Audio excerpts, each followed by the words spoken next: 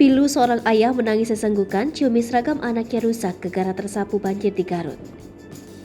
Viral video memperlihatkan seorang ayah tak kuasa menangis sesenggukan meratapi seragam sekolah milik anaknya rusak. Seragam sekolah anaknya diduga rusak akibat tersapu banjir di rumahnya, Garut, pada akhir pekan lalu. Ayahnya hanya bisa memegangi dan menciumi seragam sekolah milik anaknya mendapat sudah terlumuri bekas banjir. Video tersebut diunggah melalui akun media sosial @kepoin_trending pada Senin 18 Juli 2022.